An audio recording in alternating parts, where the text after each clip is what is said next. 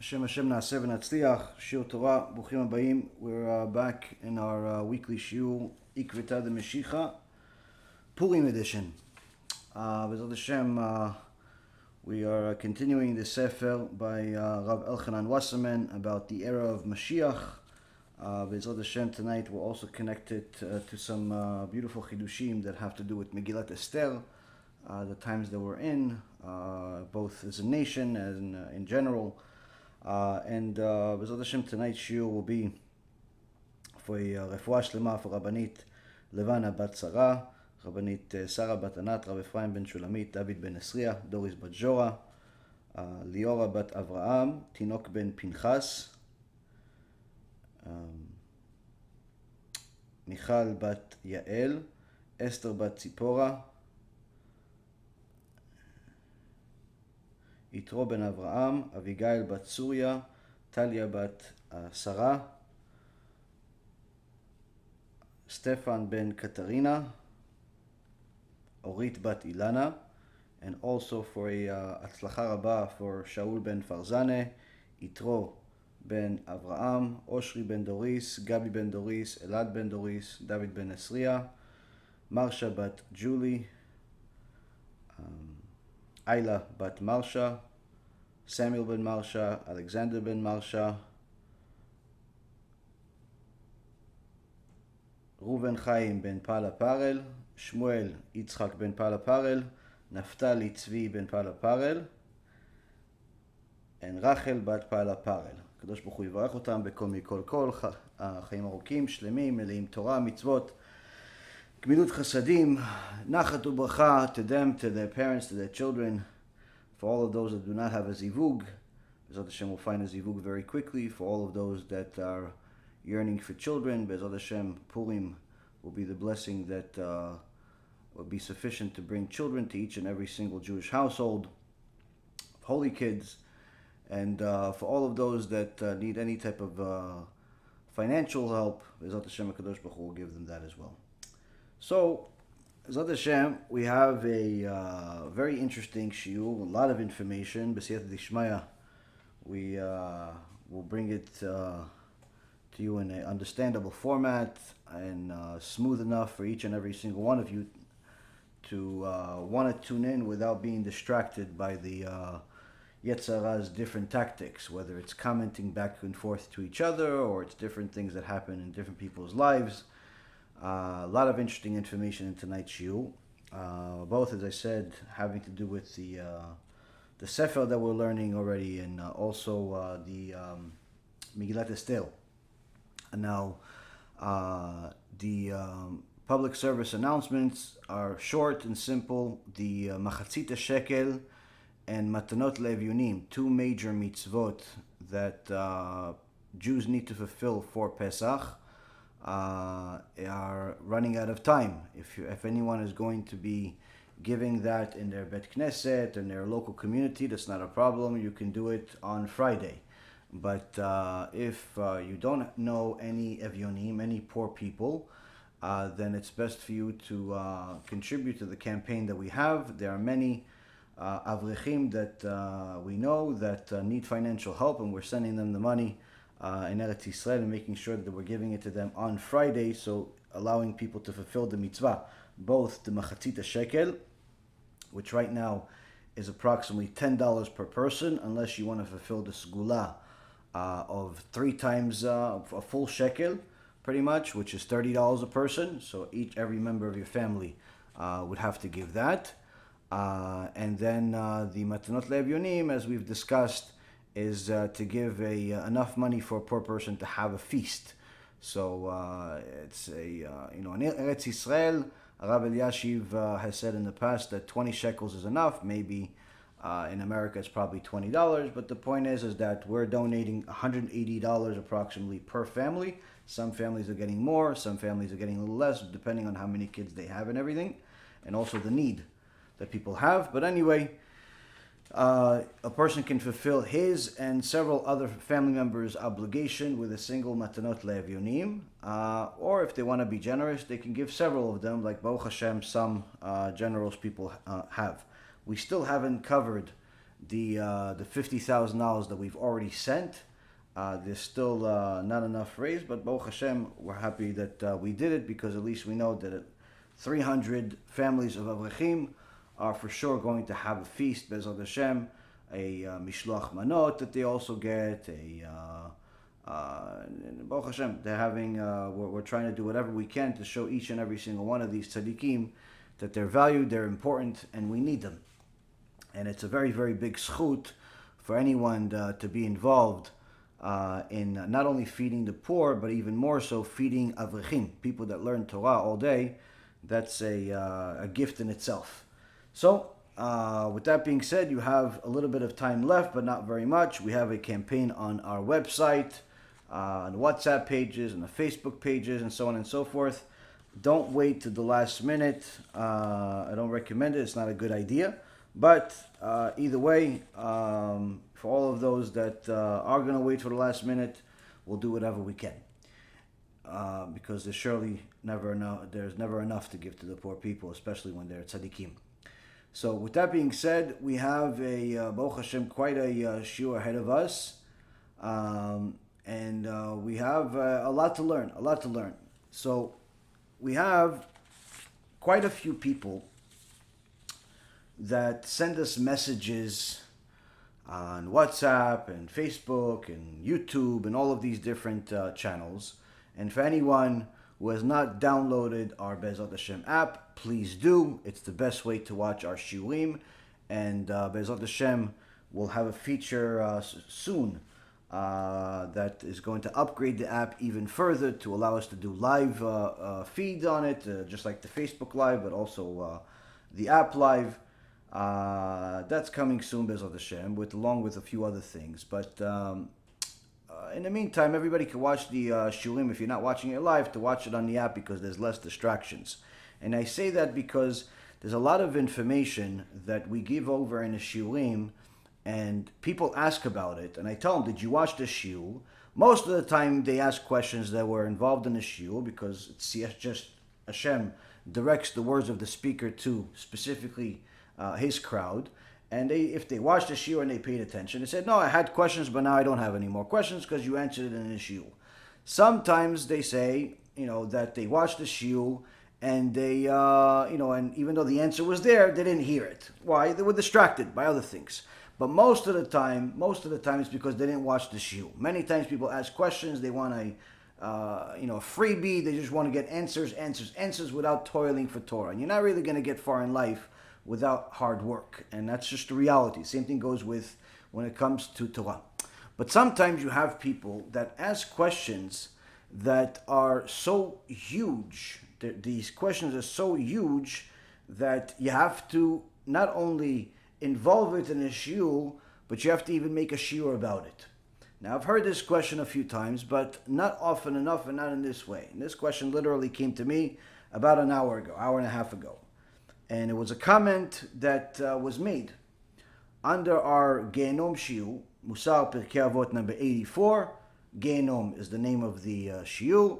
This is a shiur that is extremely scary, full of emet, hundreds and hundreds of sources from across the board, from the Gemara, from the Tanakh, from the Rishonim, Achronim, Baalei Musar, Chassidut, all over the place. We brought sources. We reviewed over 1,400 sources to make that shiur.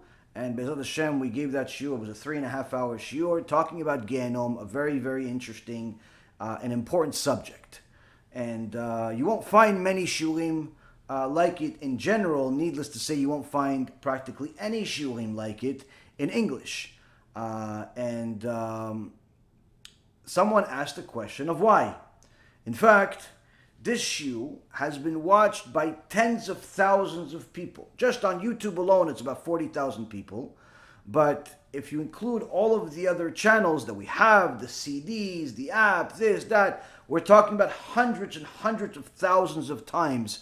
This shiur has been watched by people, and I would say 99.99% of the people that have watched it, that have communicated with me, thanked me and continue to thank me for giving that shiur.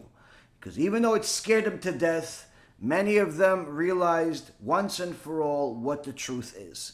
And one person that apparently watched the shiur today wrote a comment today. His name is Mark, and I guess his last name in this is a screen name of some kind, is referring to Quick. Mark Quick writes the following, and you can see the comment yourself on YouTube after the shiur. Don't go there now, don't be distracted. But he says the following: please explain why mainstream Orthodox rabbis discuss absolutely nothing about things like Gehinnom, the sin of spilling seed, punishment for sins, etc., if there are all these truths you claim exist in various sources. I'm looking for an answer deeper than just saying it is just because we really live in a politically correct society. This is serious stuff that requires a very serious answer. How is it that there are so many Orthodox rabbis giving shiurim daily, many published on the internet, yet no one appears to have the courage to disclose the sources and analysis that you provide in this shiur about Gehinnom? Thank you. Mark, thank you for the question. And the reason why I say thank you for the question is because you are speaking my language. This is what I've been saying for many, many years, and anyone that has been watching my shiurim knows that we've been crying crocodile tears for years about the rabbinical world that refuses to teach about schar ve'onesh, about reward and punishment. So much so that there are certain types of people that call themselves rabbis, like Amanus Friedman, a Dror Kasuto, and other clowns like them, that not only do they not teach the truth about schar ve'onesh, the reward and punishment and Gehinnom and so on, but they actually refute the truth, they fight against it, they mock it, and if that's not bad enough, they simply distort the truth in every way that they possibly can, and try to get people to become discouraged in learning about the topic altogether. Now this, unfortunately, is not just these two clowns. There are many other people that do the same exact thing, perhaps not as famous, but nonetheless, you see that this is a systemic problem. When I was in the stock market many years ago, in the year 2007, there was a financial collapse that was beginning. By 2008, everyone knew it is not a financial collapse, it is a systemic collapse. It's not, there's a very big difference. If there's a financial collapse where you have companies that are overvalued, perhaps similar to today, then, companies just go back down to earth. Certain companies stay in business, certain companies go out of business, and so on and so forth. But if there's a systemic problem where you have different types of investment vehicles, which are, different types of way to speculate in order to make or lose money, then if those vehicles in themselves are the problem itself, then you have a systemic problem. This, by the way, as a side note, is what's happening in today's world, but that's a shiur for a different time. Now, the point being is that in that time, in the beginning, people thought, no, things have gone up too much, perhaps they'll pull back a little bit and things will get better eventually. Only once they realized what they really had, the CDOs and CDS and all the different types of speculative vehicles that backed up the mortgage bonds and different types of derivatives that were in the market, then everyone realized that the market had trillions and trillions and trillions of speculative bets that were unanswered, were uninsured, were unbacked, were simply not something anyone can afford to deal with. And to the extent that when the market realized it, you had hundreds and hundreds of companies and millions of people lose their jobs, their homes, and literally almost to the point of a complete financial collapse, not just in America, but around the entire world. I mean, some countries did declare bankruptcy as a result. Entire countries declared bankruptcies because of these different speculative bets Of course, some were big, some were small, some were individual people betting on a house they can't really afford. Some people were betting on a mortgage industry and so on and so forth. But the point being is that there was a big difference between that collapse and the one before it, because the one before it was simply a financial collapse where you have companies overvalued, certain industries highly priced, a little bit too much speculation, and so on and so forth. That happens probably every 7 or so years. Statistically speaking, every 7 or so years, the market goes down because it went up too much. It's gone up for the last 12 years, and of course, it's going to crash at some point or another, and it's going to be the worst crash the world has ever seen. But that's, again, a conversation for a different time. What actually happened in 2008 was different than what happened in 2000 because that was a systemic collapse. The point I'm trying to make is that we have had a systemic collapse in the Jewish world, in the religious Jewish world, in the teaching world for decades. For decades upon decades upon decades, with simply not enough strength going to fight it. And the reason why is one of the things we're going to explain. The reason why is the answer for this gentleman's question. You see, Rabotai Yekarim, the systemic collapse of teaching in the rabbinical world is not a new thing. It's actually been on a downward spiral for decades, even though you had many chachamim all over the world, whether it's in Eretz Yisrael, in Morocco, in America, in different places, in Italy, all over the world you've had, and I'm not talking about chachamim of 300, 400, 500 years ago, that's a given. I'm talking about even the last 100 years. You had the Chafetz Chaim, you had the Rav Moshe Feinstein, the Steipler Gaon, Rav Kanievsky, his father, Rav Kanievsky himself today, Rav Ovadia, Rav Gifter, Rav Victor Miller, Rav Yagen, you had countless chachamim that lived in different places. I thought some time ago that, perhaps maybe, the reason why the rabbis in Israel tended to be stronger than the ones in the United States, perhaps because, Israel had much better rabbis. But if you look at the history of some of the rabbis that the United States has had over the last 100 years, they had giants. Rav Gifter, Rav Hutner, Rav Moshe Feinstein. You had giants just by themselves. Rav Aaron Kotler, alav shalom. All of these giants, giant mountains of men that were Kodesh Kodeshim. But yet even the Avigdor Millers of the world, were not able to contain the systemic decline, the systemic problem, the systemic demise of the teaching world. Why is the question? Why is the question, Rabotai? Another question we have is that we see in one of the things we did recently as a nation, for anyone who observes the Torah, goes to shul, or even if he prays at home, but knew that there was a commandment in the Torah in Sefer Devarim, chapter 25, verse 19, to remember what Amalek did to you. He did not fear God. You shall wipe out the memory of Amalek from beneath the heavens. You shall not forget.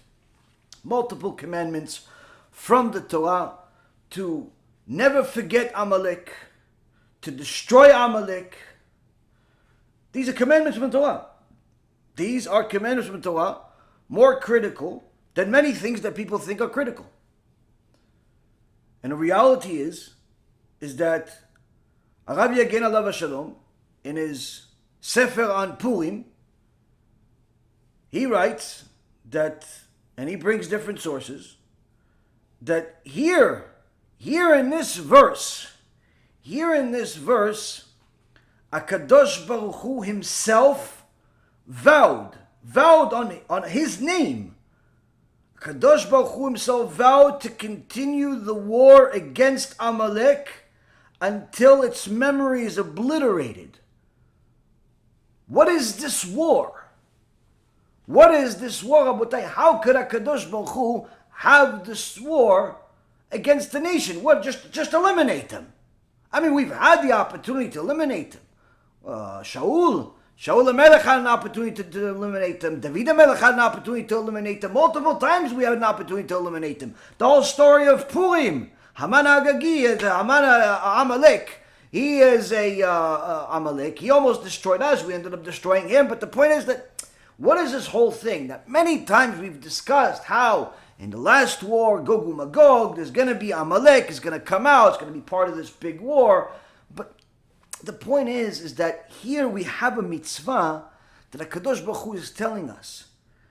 This is a war that is not going to wait till the end of time, but rather it's an ongoing war. It's an ongoing war that has been going on since the beginning of creation. It's the good versus the evil. Cain versus Evan. Esav versus Yaakov.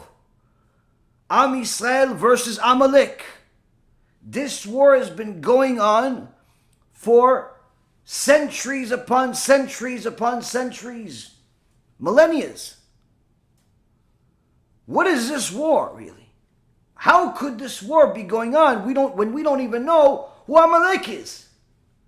You don't know who Amalek is. If you knew who Amalek is, you have an obligation to go kill him. In fact, there was some tzaddikim in previous generations, just even a couple of 100 years ago, that they found out somebody was an Amalek, and they ended up killing him themselves. Mamash. I believe there was a story about the Khatam Sofer. Khatam Sofer was a Ish Bari, was a very strong person. He found out one person was Amalek, he killed him on the spot. Khatam Sofer, Kodesh Kodeshim, Gdol Ador, biggest rabbi in the world, killed an Amalek. He found out the person was Amalek, and he killed him on the spot. It's mitzvah. Of course, we don't know who Amalek is, therefore you cannot guess, you cannot do anything. But the point is, how could this war continue when we don't know who Amalek is? B'siyata dishmaya, Rabotai Yekarim, I learned today that Amalek is not only alive and well. Amalek, of course, as we've learned in the past, has many forms. Some called Erev Rav, some called different things. But Amalek sometimes is so smart in the way that he disguises himself that you don't even realize he is Amalek until it's too late. How do you know who's Amalek? You have to find out who Amalek is based on this mitzvah. The story here is in the mitzvah itself. What is the connection between this verse, this mitzvah, Purim, and the war that we're dealing with? Is it possible for a Jew to be an Amalek? Now, you could say, of course, there's all these lefty liberals that hate the Torah, reformers, the Mendelssohns of the world, the Lapids of the world. Those people, Amalek, sure, but that's obviously, we're not going to have a shiur about that. Why? You already know that. We're talking about a different type of Amalek, Rabotai. We're talking about a Jewish Amalek, meaning an Amalek that is, from the perception of things, as religious as you and I. From the look of things, speaks Torah like you and I. Not the same words, but he can mention sources, and he can teach you Gemarot, and all types of things. Yes, that Amalek exists. And that Amalek, Rabotai Yekarim, is the most dangerous.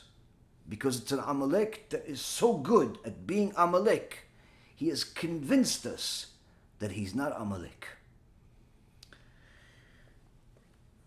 Arav Yagen Alav Shalom brought in his Sefer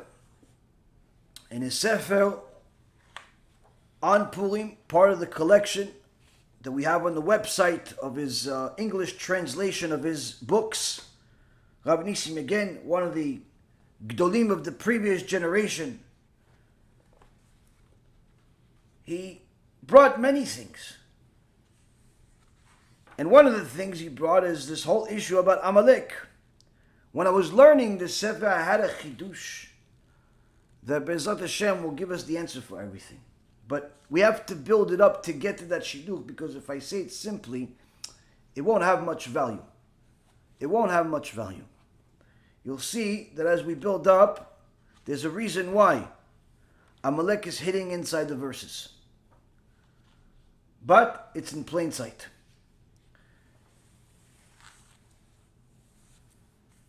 You see, Shaul HaMelech was Kodesh Kodashim. In fact, the Gemara in Masechet Yomah, page 22, says that when Shaul became a king, the prophet made him a king, in the commandment from HaKadosh Baruch Hu, he was as righteous as can be. What is he described as? A 1-year-old baby. Why a 1-year-old baby? He said he had the sins of a 1-year-old baby, meaning zero. Now, he was already a younger man. He wasn't a little baby. But he's compared to a baby because he had no sins, zero sins. He was so humble, the Gemara says, he was so humble that even when his family asked him, one of his relatives asked him, "Where have you been?" He said, "Oh, I was looking for a donkey. I was looking for a donkey, that's what it was."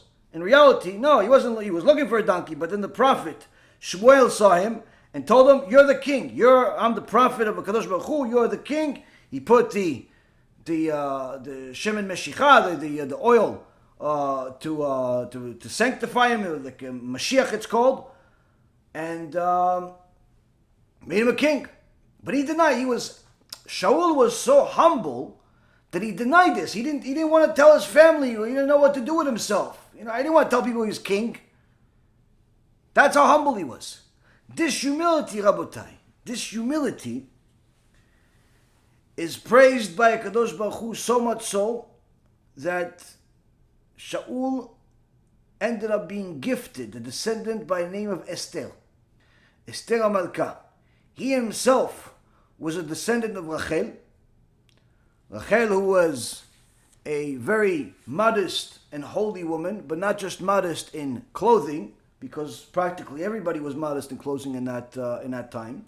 But the Gemara in Masechet Megillah, page 13b, mentioned on page 177 of Rav Nissim Yagen's book on Purim, the Gemara is actually mentioning that the praiseworthy act of humility that Rachel had was how modest she was in speech.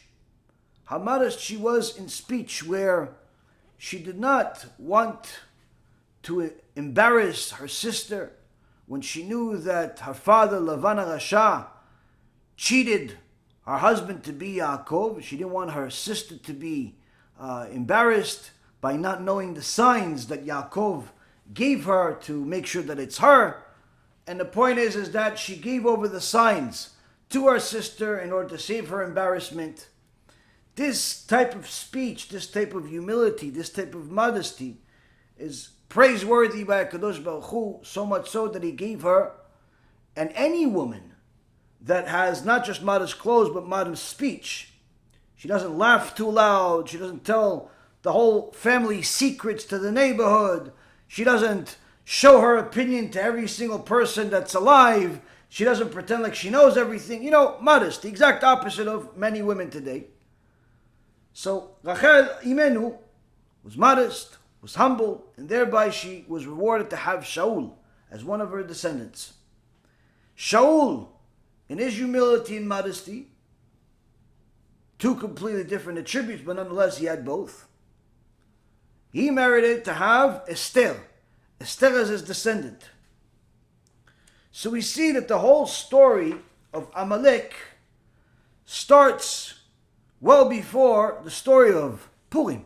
Why? Because Shaul was one of the kings that was given a commandment by Kadosh Baruch Hu to eradicate Amalek.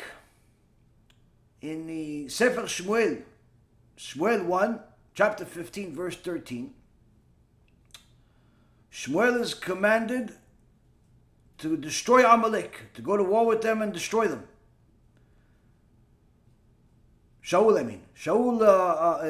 is commanded to go destroy Amalek. And he did destroy them. He did destroy them, but he left over a few sheep, the best sheep they had, the best cattle they had, and their leader, Agag. Why? He said, let's sacrifice them all in public for the sake of HaKadosh Baruch Hu. When? Tomorrow. We'll delay by one day. Why? So we can do a big Kiddush Hashem. Big Kiddush Hashem. Shaul was convinced he was right and he fulfilled HaKadosh Baruch Hu's will. When the prophet Shmuel came to him, said, what have you done? Shaul says to him, I have fulfilled proudly. Look, in the verse, Shmuel Aleph 15:13, Shaul says, I have fulfilled Hashem's word. Yet Shmuel the prophet responds to him, because you have despised Hashem's word, he has despised you as a king. Meaning you did not listen to Hashem. You said you'd listen to Hashem, you didn't listen to Hashem. Why? Hashem told you to destroy Amalek. You left over a little bit. How could one be so wrong? How could one be so wrong that he thinks he did a perfect job? He was celebrating it. But he was so wrong that he lost his kinghood. He lost his place. He almost lost his Olam Haba, actually. Almost. Didn't quite. Because he was a tzaddik. But nonetheless, he made a horrendous mistake that was so horrible that because he left Agag alive, Agag was intimate with one of the maidservants, which eventually brought Haman HaRasha to the world, that almost destroyed all of Am Yisrael, who was much worse than Paro or Hitler. Haman, who was an idolater, Haman, who was a Hindu idolater. There's a chidush to some of you perhaps. He was a fat Indian that literally was a very adulterous, disgusting human being, an idol worshiper, that when Mordechai kicked him, when he had to praise Mordechai and carry him with the horse and so on, Mordechai climbed on top of him. The Midrash says that Mordechai kicked him really hard because Haman was so fat that he wouldn't feel a soft kick. At this time, he was 95 years old, by the way. Many of these new chidushim about the Megillah are in the Sefer by Rav Chaim, the new commentary on Megillat Esther that he just spoke, Hashem, we just published as an organization. So Haman, who was Amalek, came from India, and this Rasha Merusha was only an outcome of a mistake that Shaul HaMelech made. As a side note, Achashverosh, the Gemara in Masechet Sanhedrin, and a few other places, in Seder HaDorot and others, and also in Rav Ephraim's book, is from the descendants of Ham, one of the sons of Noach. Which descendant? Cush, meaning that Achashverosh was a black Gentile that was as anti-Semitic or even more anti-Semitic than Haman himself. Because when Haman says, hey, I'll give you 10,000 kikare kesef, 10,000 pieces of silver, Achashverosh said to him, no, I don't need it. Just, I'll give you money. Just get rid of these Jews. He was as excited to get rid of the Jews as Haman was.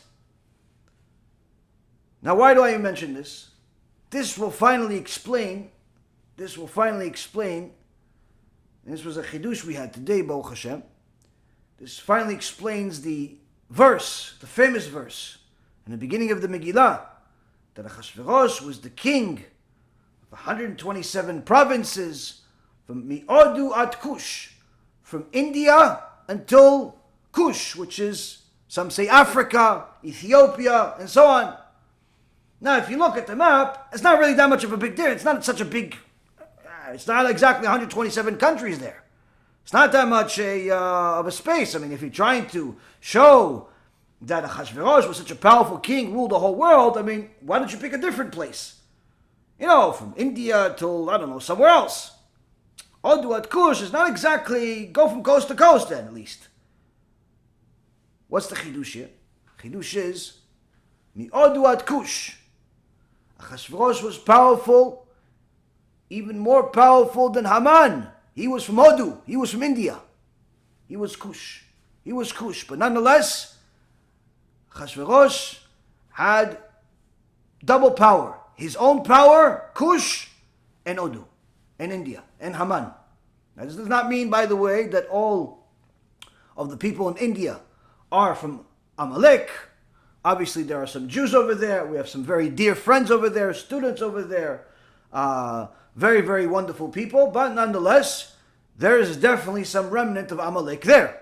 Just like there is probably in every corner of the world, HaShem Yishmor, including America, including Israel, including other places. But it's very interesting that this Amalek loved idolatry. Some say that his idolatry was in the symbol of the swastika.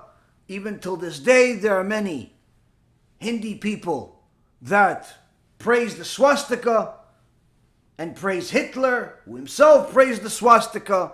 Some say it's a different type of swastika. One means peace, the other one means war. That's really a lot of mumbo jumbo, because the reality is, you'll see in India, there are stores with the swastika and Hitler right next to it, and everyone's celebrating while they're buying it. So it may have meant something to some people, but not everybody agrees with that opinion of it being peaceful, especially Haman.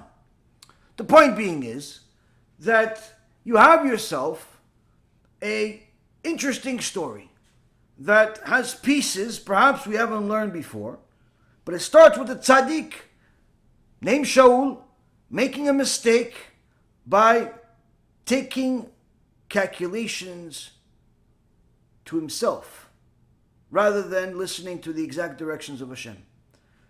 And Rabbi again mentions over here something scary.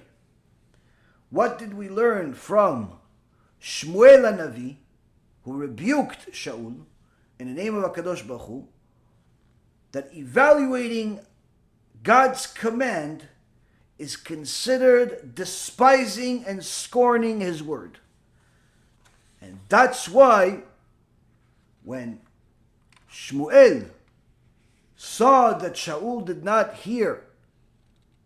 follow the instructions of HaKadosh Baruch Hu, he says to him, because you despised Hashem's word, he has despised you as a king. Now, some will say, yeah, but aren't you allowed to ask questions? Why, I have to just listen like a robot? And that's exactly the part that Rav Wasserman talks about.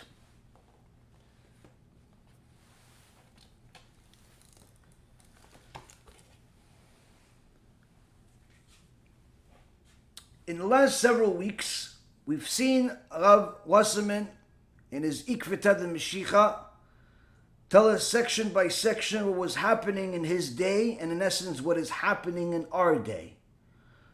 Literally like a prophecy. Better than watching the news, because it actually has only real news, no fake news. In the last week, Rav Wasserman told us that the wicked leaders of the day joined the wicked people of the day because they figured that they could make them follow the Torah by cooperating with them. But how could they do such a thing? How could you get someone that's a mechalel Shabbat to cooperate with someone that's religious?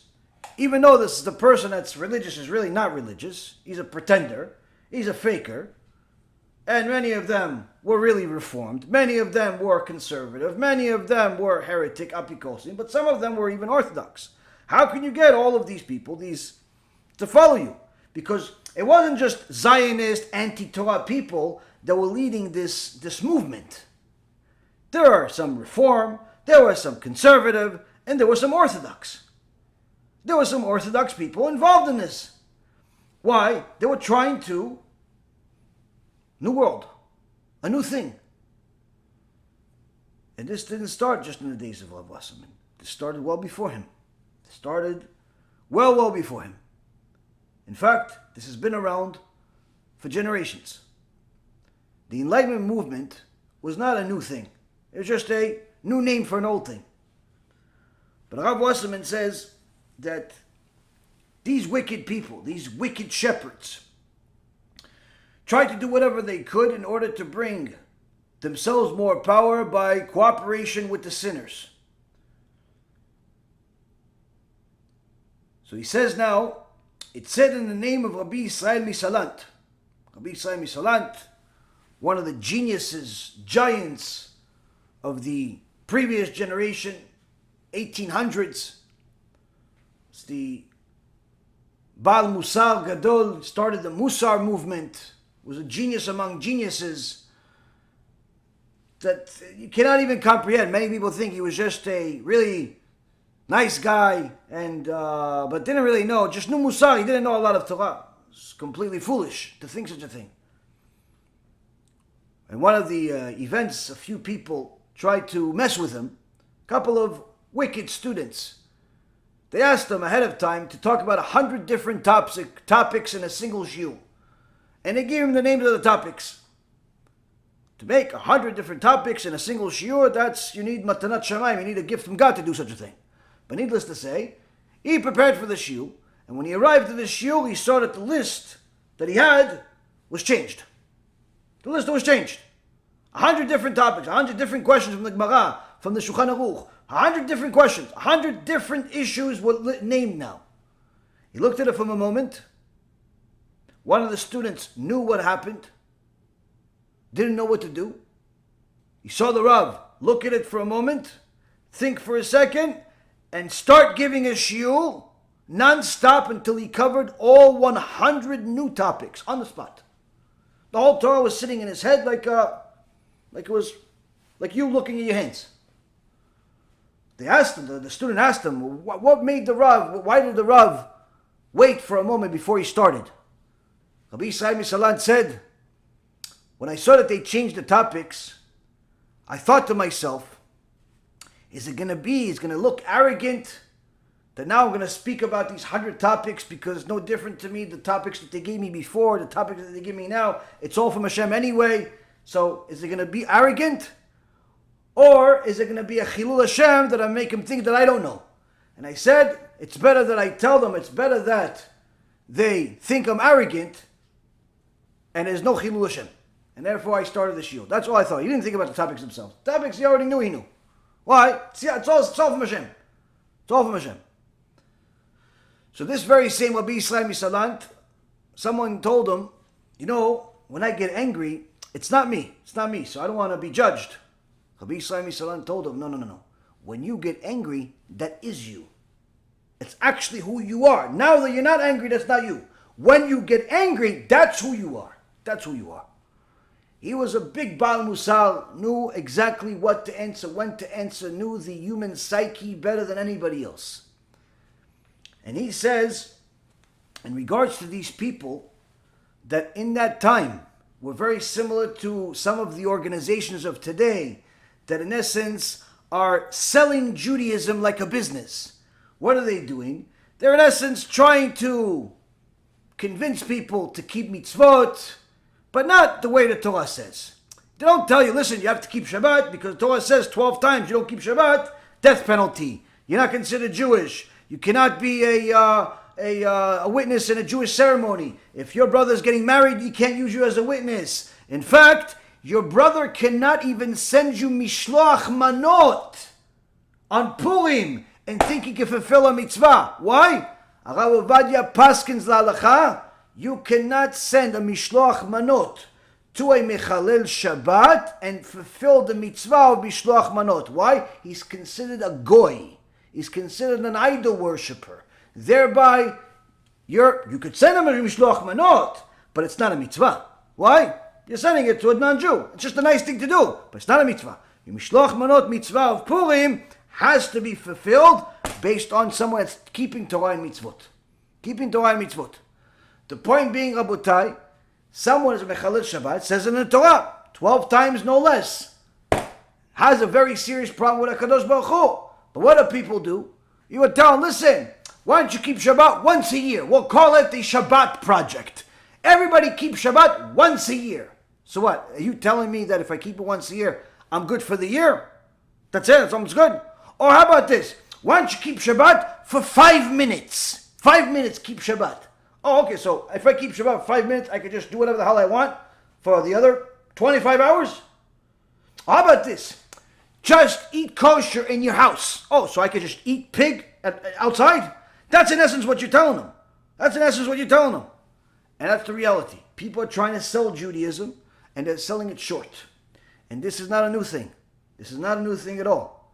This has been going on for generation after generation. That's exactly what Rabbi Israel Misalat is commenting to. He's referring to the wicked people of the day. Wicked people of the day that were selling Judaism. And he says the following. It happens sometimes that a man wishes to do an action which he considers will bring great spiritual benefit and is necessary to the extent of upkeeping Judaism alive. Meaning, he wants to do an action because he believes that this action is going to save Judaism. He wants to save Judaism. Judaism is in danger, apparently, according to him, even though the Torah says that no such thing could ever happen. Of course, you can have problems, you have pogroms, inquisitions, heretics, apikosim, Enlightenment movement, Zionism, all this garbage that's in the world. But nonetheless, Kadosh Baruch Hu made a promise in the Torah that we will always be. Why? Kadosh Baruch Hu simply made a promise, that's it. We're his firstborn. But he thinks that Judaism is in danger. He thinks there's not going to be any Judaism, so he wants to be a tzaddik. What's the tzaddik? He wants to save Judaism. Okay, great. Chazak u'baruch. Why not? Why not save Judaism? Okay, so what is he going to do with save Judaism? So Rabbi Israel Misalant says the following. He wants to bring great benefit, great spiritual benefit, in order to save Judaism, though he knows it to be against the wishes of the Torah. How does he want to save Judaism with something that's forbidden according to the Torah? Meaning, he tells the guy, listen, I know you're not going to keep Shabbat, but why don't you do this? Why don't you keep Shabbat just for the Kiddush time? Just don't smoke at the table while we're having a Kiddush. How about that? How about this? Why don't you come to my house for Shabbat and we'll have Kiddush and then you can do whatever you want. Or I could drive to your house, I could drive back home and that's no problem. Listen, if that's what you want to do, that's what you want to do. In essence, you're keeping Shabbat for those few hours you're with me. Or how about this? I know you're going to eat on Yom Kippur. Why don't you do this? At least don't eat while you're in a Bet Knesset. How about that? I know you're going to, go and hang out with every single girl that you can find in every club, every bar, or every hole in the wall. Why don't you, at the very least, don't marry any of them? Okay? Go and make sins with non-Jewish women, but the Jewish women, only marry them. Okay? How about that? I actually had a group of kids tell me that a so-called rabbi told them that they should have practice with non-Jews because the Jews are for marriage. Complete Chilul Hashem, desecration of every ounce of Torah. But nonetheless, this is what's being taught to people in the name of Judaism. This is what Rabbi Israel is talking about. This is what Rabbi Israel is talking about. He's referring to those people that are saving Judaism with sins. By telling people, listen, you can't really do this, but how about this? I know you're going to do that anyway. Why don't you do this mitzvah in the meantime? I know you're going to smoke on Shabbat. Why don't you smoke less? Or one genius said this. Listen, you're going to smoke on Shabbat. At least don't turn out the cigarette. Don't turn out the cigarette. It's a little bit less Chilul Shabbat. The guy's smoking like a chimney the whole Shabbat, and all you're telling him is that he shouldn't turn off the cigarette. Why don't you tell him that it's mentioned 12 times in the Torah that he's going to go to Gehinnom and never come out? Why don't you tell him that it's mentioned in the Torah that he's considered a goy? Why don't you tell him those things?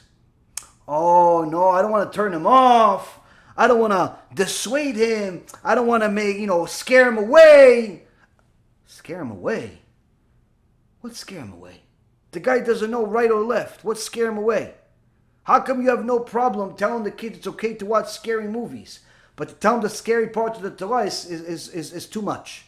They have no problem watching ghost movies, nightmare movies, and shows. No problem. But talk about the scary parts of the Torah that's true? No, that's a problem. Rav Wasserman quotes Rabbi Yisrael Misalant, who already dealt with this problem over 150 years ago.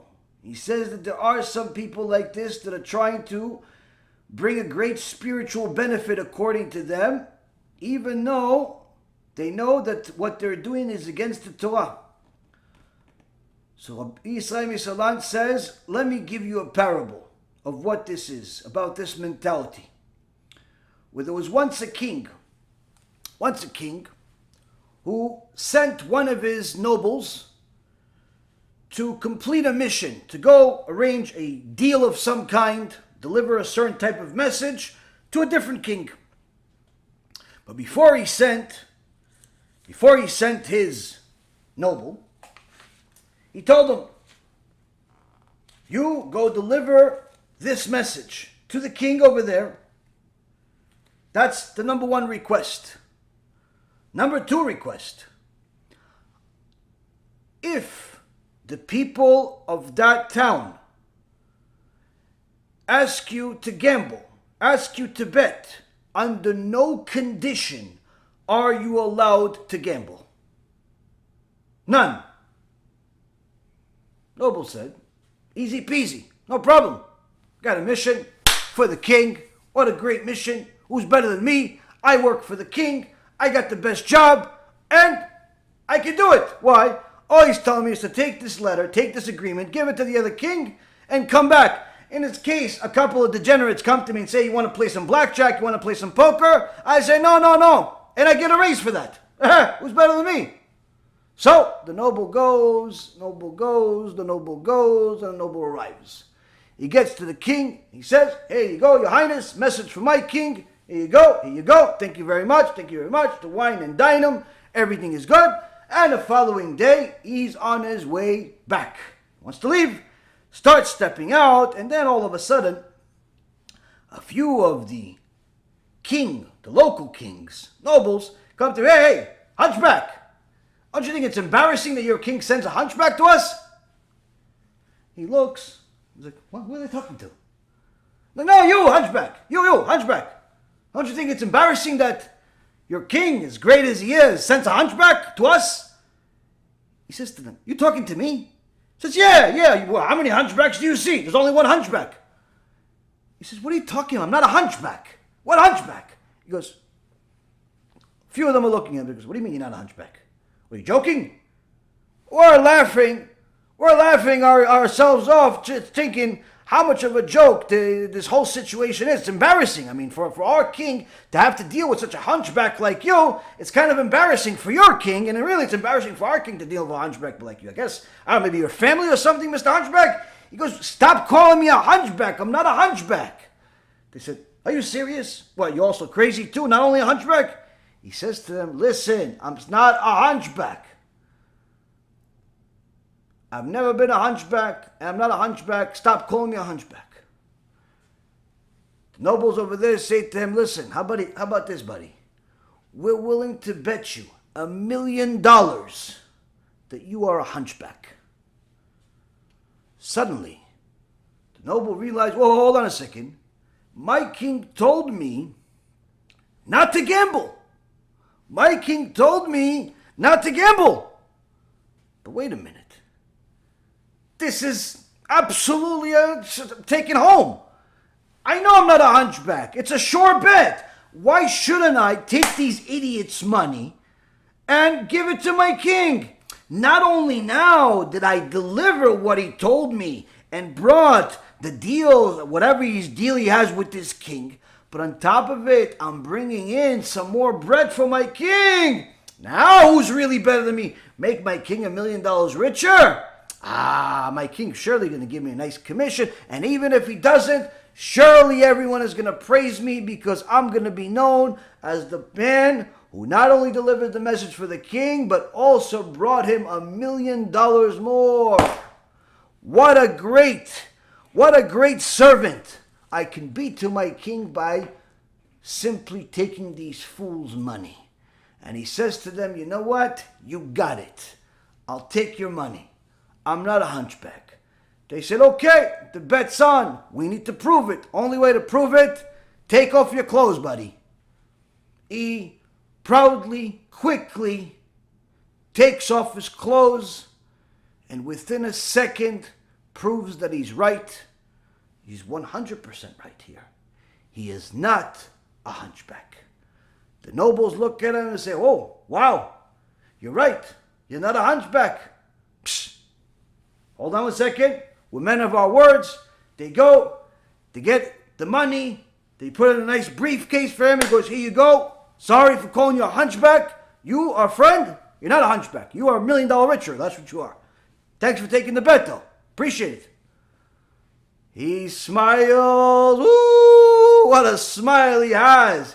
Ding, ding, ding, ding, ding. He's smiling. He wants to go, oh, hey, I'm the best servant in the world. I've got $1 million for my king. I got $1 million for my highness. He starts rapping on the way home. Million this, million that. Who's better than me? He's the best. He has a music video on the way home. He's like, oh, hold on a second. Before I get ahead of myself, spend this money, I got to bring this to my king. Rabbi Yisrael Misalan says to us, this story is not a new story. Because this noble, when he gets home, when he gets to his king, and he says to his king, Your Highness, I delivered the message, just like Shmuel said. I did exactly what HaKadosh Baruch Hu said. I fulfilled my mission. The king said to him, No, you didn't. Oh, yeah, Your Highness, maybe you already heard, but here you go. I brought you the $1 million sacrifice. Here you go, Your Highness. Are you proud of me or what? So the king asks him, how did you get the $1 million? Tell me the story. He says, well, Your Highness, I don't know what's going on. Maybe there's something wrong with their vision over there. But when I went over there, the guys over there kept calling me a hunchback. So I said, stop calling me a hunchback. And before you know it, these guys told me, listen, we're willing to bet you $1 million that you're a hunchback. Now, I know Your Highness said not to gamble, but come on. I know I'm not a hunchback. I mean, I've known my whole life I'm not a hunchback. So I said, you know what? My king deserves $1 million. He deserves it. So I said, you know what? I'll take your money. And I proudly took off my clothes and showed them I'm not a hunchback. And here you go, Your Highness. All $100 million are here for you. Count it. The king looks at this noble and he says, you fool. I told you what I told you because I knew what I was saying. I told you not to gamble because I made a bet with them. Because these clowns came to me and said, you're so proud of your soldiers and your nobles, well, we're willing to bet you $100 million that we can get your noble to get naked in the middle of the street in our country. And I said to them, no, my nobles will never do such a thing. And now you fool, now you idiot, you took things into your own hands when I told you and I insisted 3 different times that you do not gamble with anyone. Not only did you gamble, but you did exactly what cost me $100 million in comparison to the $1 million you give me. So while you give me $1 million and you think that you're being good, in reality you have just cost me $99 million. You see, Rabotai Yekarim, the moral is obvious. The moral is obvious, as Rav Wasserman says. If a man thinks in his heart that in spite of the Torah's warning, a prohibited thing can bring a great advantage, we must tell him, the advantage which you see, the Torah also saw. And if the Torah still prohibited it, it's evident that there is no benefit, but rather there's great harm that will result from this. You see, Rabotai Yekarim, many people think that they can be more righteous than HaKadosh Baruch Hu. HaKadosh Baruch Hu says that there is reward and punishment. But they say, listen, if we tell people about reward and punishment, they're going to run away. So why don't we tell them a nicer, softer part of Judaism? Why don't we do so much so that we actually tell them that God loves them no matter what? Show me a pasuk in the Torah that says that. Why don't we tell them that all Jews have a share of the world to come? Show me a pasuk that says that. Now before you jump to the Gemara Masechet Sanhedrin that says all of Israel have a share of the world to come, you have to read the rest of the Mishnah, which says, and the following don't. And if once you look at the description of the following don't, you see that in fact the majority of people today do not have a share of the world to come. Sadly. But your average person that's speaking on different websites, whether it be Chabad or Torah Anytime, or all of these different channels, YouTube and so on, are not going to tell you that the majority of the Jews have no share of the world to come. They're not going to tell you that if you don't keep Shabbat, you're going to go to Gehinnom and never come out, according to the Reshit Chochmah, the Masechet Sanhedrin, Masechet Shabbat, and countless other places from Chassidut, all the way to the Rishonim and Achronim. Everything. Everywhere across Judaism talks about the same exact thing. But yet, today's modern teachers, many of them, not all, but many of them, and I dare even say most, in the best case scenario, don't mention a single thing about Gehinnom. In the worst case scenario, like in the Manis Friedman, Dror Kasuto, and the likes, they completely deny punishment altogether and distort the truth and are complete apikosim and kufrim against the Chachamim and the Torah itself. They say, no, show me where it says Gehinnom in the Torah. The word Gehinnom, you're not going to see in the 5 books of Moses. But anyone that read the Gemara knows that Gehinnom has at least 8 names. At least 8 names. Gemara says 7, but the name Gehinnom is another one, so that's 8. And there's other places. And we saw in a shiur about Gehinnom, it has Tifteh, it has Sheol, and many, many other names. And in fact, you see it in the 5 books of Moses. Without even knowing that it has several names, you find out literally in the 5 books of Moses that Gehinnom exists. Where? Parashat Korach. Parashat Korach, the ground opened up, swallowed Korach, and he's screaming until this day. Well, how's he screaming if it's just swallowing and he got buried? Why? He's in Gehinnom. Simple. You look at Rashi. Rashi says he's in Gehinnom and he's not coming out. Rabbi Shimon Bar Yochai disagrees, says that Korach will eventually come out, but nonetheless, where's he coming out from? From the ground? He's in Gehinnom. There's 2 parts. There's 2 Gehinnom. There's Gehinnom in this world, there's Gehinnom in the upper world. Nonetheless, Korach is in Gehinnom, and it's mentioned in Parashat Korach at least 2 times. At least 2 times. The point being, Rabotai Karim, the whole teachings of Gehinnom is taught across the entire Torah. And it even says who goes there. Sometimes even for how long. Some people say, only a year. Wrong. Some people go to Gehinnom permanently. Some people go to Gehinnom for a very long time. The point being is that the vast majority of teachers are not going to teach you about Gehinnom at all. Now, if you don't teach about Gehinnom at all, already you're doing a disservice to your students, because that means that they have no reason to be scared of HaKadosh Baruch Hu. There's no reason to be scared of HaKadosh Baruch Hu. But at least you're not distorting it. The problem is that in today's generation, by not telling the truth, it is distorting the truth. Because people are looking for the truth. They are looking for something to scare them to death. They are looking for something to get them to do tshuva. They need it.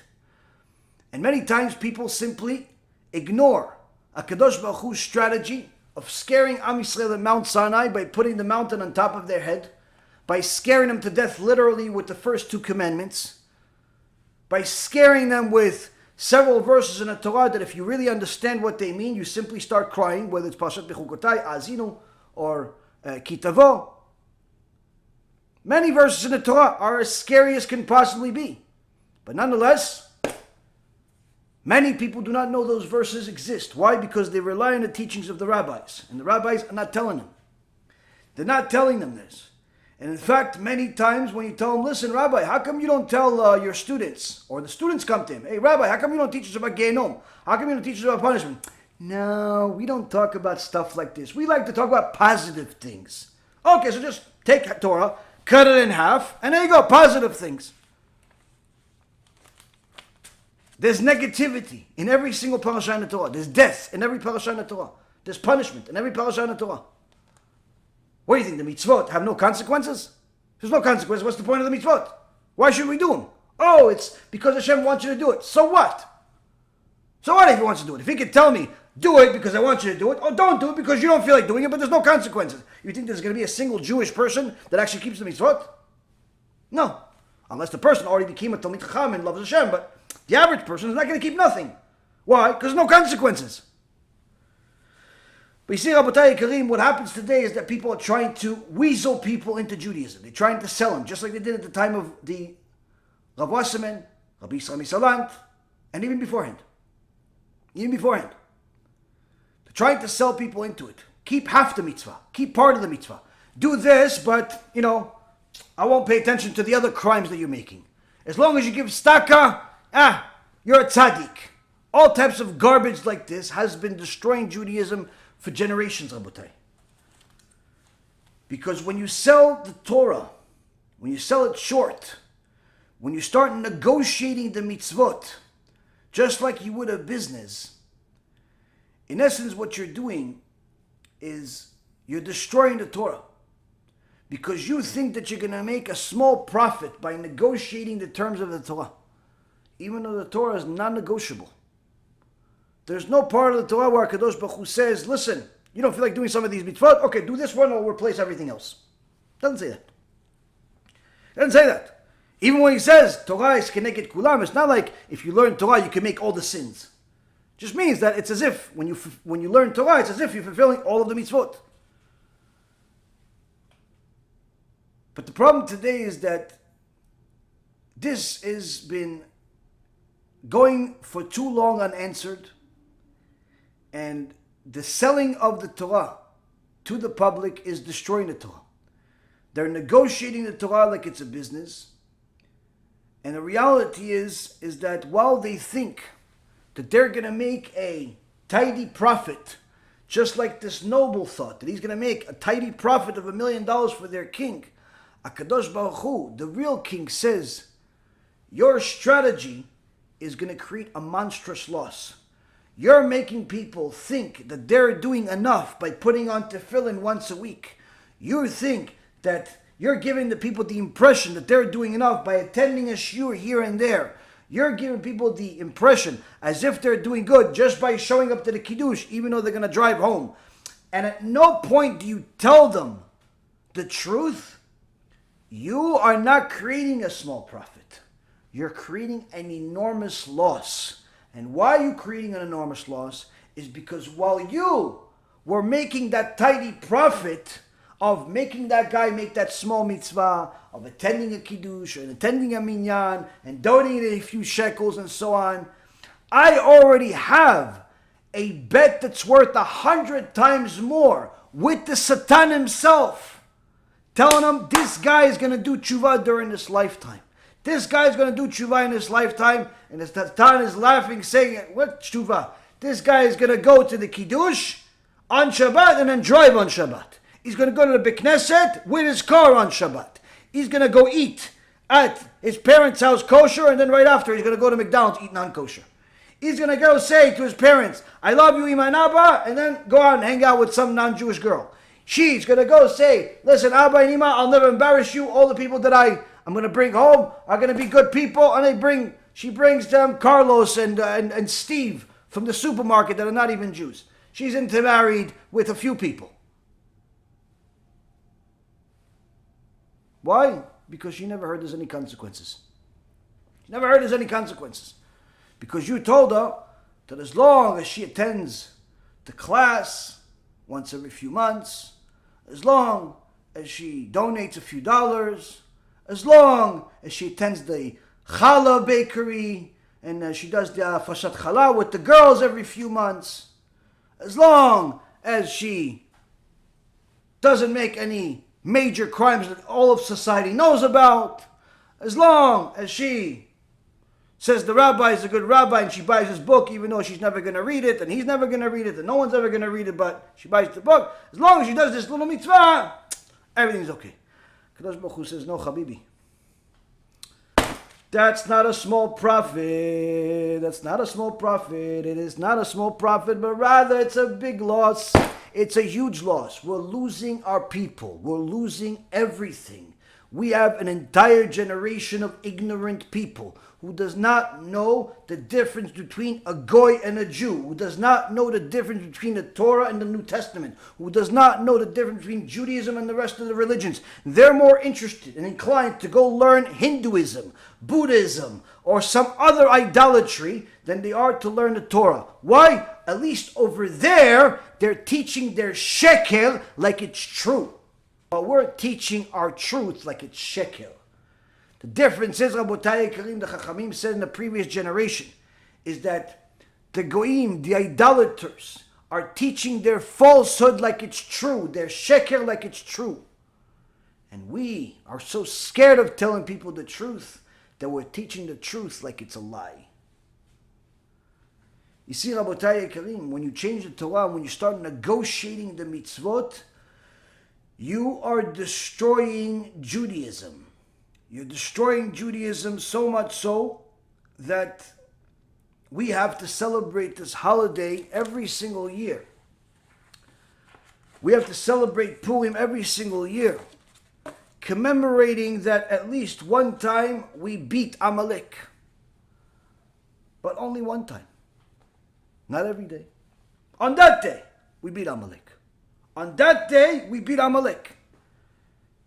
On Purim, Am Yisrael beats Amalek. Hence the reason why there's enormous blessings on Purim.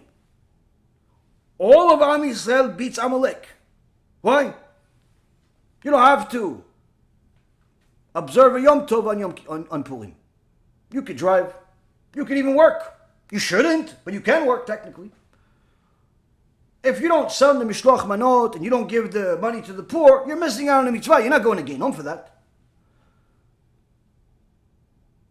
If you don't give the machatzit shekel, you're missing out on the mitzvah. You're not going to go to Gehinnom for it. I mean, technically, it's not like eating pig or violating Shabbat and so on, but nonetheless, it's not the worst crime in the world. And guess what? Regardless of where you came from, regardless of whether you are Orthodox, Chabad, modern, Haredi, Litai, Sephardic, even if you're a conservative, I believe, which really has no resemblance whatsoever to Judaism, because now they allow open homosexuality even among the rabbinical clergy. So you should understand it has nothing to do with Judaism. But nonetheless, everyone reads the same Megillah. Everyone reads the same Megillah. Everyone reads the same Megillat Esther. Megillat Esther is unanimous, is the same, is universal among all of Klal Yisrael. Meaning, when everybody hears the Megillah, everybody is beating Amalek in that moment. Just that moment, though. Just that moment. The second that moment's finished, second you finish reading the Megillah, we may be losing to Amalek already. A minute before you started, we may have lost to Amalek already. But during the time that we read the Megillah, we're winning. As a nation. Which is a reason why there's a lot of blessings. A lot of blessings during Purim. We have unity. And we have a time that we're beating Amalek. Many of the Gdolim in the previous generation would reserve their huge blessings for Purim. One example is, for example, one guy came to Rabbi Chaim miSanz, one of the Gdolei Ador in the previous generation, Baal Ruach HaKodesh. The stories they say about Rabbi Chaim miSanz are hard to understand, hard to understand, but there were eyewitnesses to this. When he would enter his huge yeshiva, his bet midrash, he had thousands and thousands of students. Hundreds and hundreds of people are there, thousands of people are there, witnessing Rabbi Chaim miSanz. As he enters his bet midrash, he starts levitating in the air and flies all the way to where he sits. Believe, don't believe, that's your problem. But these are the type of stories we have about Rabbi Chaim miSanz. The same Rabbi Chaim miSanz was Kodesh Kodashim. Knew the entire Torah back and forth. He would reserve many of his blessings for Purim. Many of his blessings for Purim. Why? Special day Purim. Special day Purim. One guy comes to Rabbi Chaim miSanz, very sad, on Purim. He says, no, come dance with us. No, Rabbi, I don't want to dance. Why dance with us? It's Purim, celebration. He goes, no, Rabbi, I don't want to dance. Why not? Why is Tisha B'Av? What's wrong? He says, Rabbi, how could I be happy if I already have a few years? I have a son, and my son was born with no pupils. He has only white in his eyes, HaShem Yishmor v'Yatzil, only white. How could I be happy? Rabbi Chaim miSanz says to him, come dance with us and you'll have nothing to worry about. In those days, they had what's called emunah tmima. Simple emunah. The rabbi says, I do. Why? There's a reason why he said it. The guy got himself up, started dancing with the rabbi and everybody else on Purim, celebrating Purim, Kedusha of Purim, everything Purim. Gets a couple of drinks, everybody's happy. Baruch Hashem. After he leaves the place, starts walking towards his house, and he sees his wife hurrying towards him. No, honey, where are you? What happened? He fell, our son fell. Okay, is he okay? He starts running with her back to the house. She goes, yeah, but she goes, what happened? He goes, he fell. Okay, so is he okay? Well, I don't know what to tell you. Since he fell, he started dancing. And since he started dancing, he won't stop dancing. What? He fell, he's dancing, now what's the matter? They got to the house, they look at the kid, he's still dancing. He says to him, son, why are you dancing? He says, I can see, Abba, I can see everything. What do you mean you can see? His eyes are white, there's no pupils. HaKadosh Baruch Hu changed nature for him. You don't need pupils to see. Scientists may disagree. HaKadosh Baruch Hu doesn't necessarily have to agree with scientists. Rabotai Yekarim, on Purim, it's a special time where Am Yisrael gets salvation. Many women that are looking for children, this is a time to pray to HaKadosh Baruch Hu, time to give a lot of tzedakah, a time to celebrate the Torah. This is a time where Am Yisrael got their salvation. But, there's always a but. This winning of Amalek on Purim, because all of us read Megillat Esther, could last just so long. We finish the Megillah, and many times we go back to our fight against Amalek, and some of us lose. Some of us lose terribly. Sometimes we lose by going to a shiur Torah. Sometimes we lose by reading a book about Torah. How can we lose? By going to a shiur Torah? And I don't mean just lose. Lose the battle against Amalek. By reading a book that's supposedly about Torah? How can we lose? How can we lose, Rabotai Yekarim? You see, sometimes people think that they're doing a great deed where they're going to change the Torah for the sake of preserving the Torah. They want to save the Torah. They want to save the Torah, Rabotai Yekarim, and they tell you, in order for me to save the Torah, I have to change it a little bit. Well, how are you going to change it? Well, I'm simply going to not mention anything about reward and punishment. Well, actually, I'll mention things about reward. If you keep the Sabbath, you'll get money, you'll get zivug, you get this, you get that. Okay, what about the punishment if you don't keep? No, that I'll leave for somebody else to write. Okay, well, who's going to write it? Well, I don't know. Somebody's going to write it, though. Well, guess what? Generation after generation after generation, and almost no one wants to write about the punishment about violating the Torah. Many of the modern books today are more like self-help books I used to read when I was on Wall Street. Many of them have nothing to do with reward and punishment of the Torah. Many of them, in fact, have nothing to do with the Torah. Why? Because they changed so many critical things that you forget what you're reading. But you see, Rabotai Yekarim, Rav Chaim Soloveitchik, alav shalom, says that asking questions and writing about them always been welcome among Judaism. To investigate, to analyze, But throughout history, some of those Jews that asked questions and analyzed were tzaddikim, and some were apikosim. What's the difference? It says, well, you have Moshe Mendelssohn, who was in essence the founder of the Reform movement. He asked a lot of questions. And then you have the Rambam, Alav Shalom, who also asked a lot of questions. They both asked a lot of questions. What's the difference? Rav Chaim Soloveitchik says the difference is that when Mendelssohn began with his analysis, if he agreed with the word of HaKadosh Baruch Hu after analyzing them, then he continued to believe. If he didn't agree, then he simply stopped believing. It's no wonder that many of his children ended up completely assimilating, converting to Christianity, and completely leaving the Torah altogether. On the other hand, le'avdil, you have the Rambam, who also asked many, many questions, countless questions, wrote books about the questions and the answers. And the difference is, Rabotai, is that the Rambam began and ended with the belief in HaKadosh Baruch Hu. He analyzed the Torah. He asked the questions only because it was a positive mitzvah to know HaKadosh Baruch Hu, our Father. As it says in Divrei Hayamim, Chronicles 1, verse 28, chapter 28, verse 9. You see, Rabotai Yekarim, asking questions is not a problem.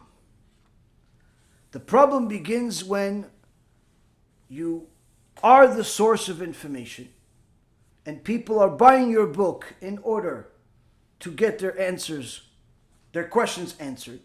They're attending your shiur because you have a title that seems like it's going to answer their big questions. And instead of giving them the answers, you shortchange them. You don't give them what the Torah says. You give them what you think. You give them what you agree with. You give them what you think they can handle. And thereby you commit murder. Spiritual murder. Because that woman or that man, that child, that adult that's attending your lecture, that's reading your book, that's reading your blog, and only sees a partial answer that has no reward and punishment associated with it. No complete truth associated with it, but rather your opinion, your take, what you agree with, or what you think the audience can handle. Therefore, you are feeding the audience poison.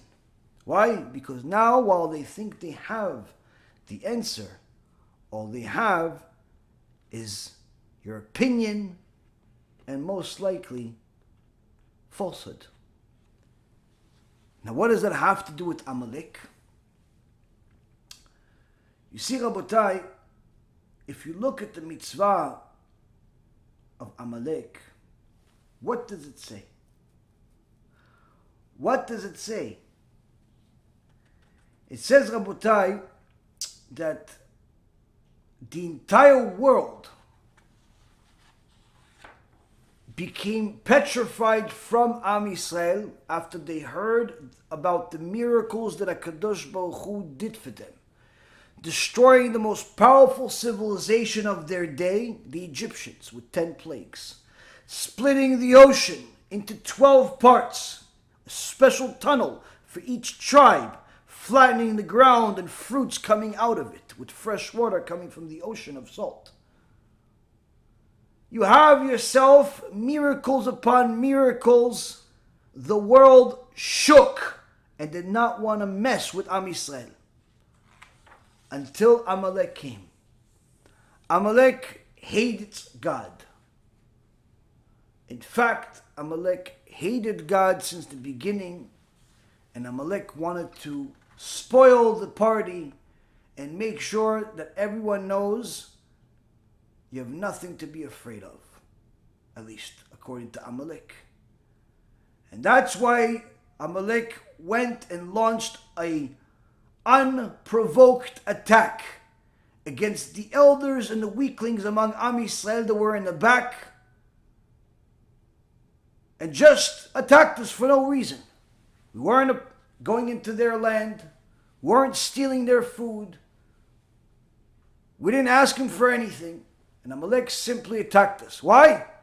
They wanted to cool off the world from this fear that they have of Am Yisrael, because that fear that they have of Am Yisrael is in essence representing a fear from God. And that's why the Mitzvah says, remember what Amalek did to you, for he did not fear God. You shall wipe out the memory of Amalek from beneath the heavens. You shall not forget. You see, Rabotai Karim, the whole essence of Amalek is that they fought us because they did not fear God. And HaKadosh Baruch Hu makes a promise that he will fight against Amalek until it's completely annihilated from the world. So how can we fulfill the mitzvah of wiping out Amalek when we don't know who they are in flesh and blood? You don't need to know who they are in flesh and blood, because Amalek is not just a people. Amalek is a movement. It's a thought process. It's a philosophy that's antithetical to the Torah. And that philosophy is the negation of Yirat Shamayim, the fight against fear of HaShem, the war against the people who defy the teachings of Yirat Shamayim is what the war of Amalek is.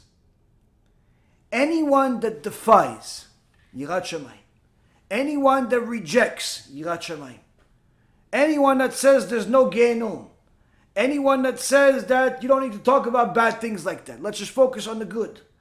Anyone that distorts the Torah so much that they literally cut half of it, and they think, listen, I didn't lie, even though I said the truth. I didn't lie, even though my truth wasn't complete.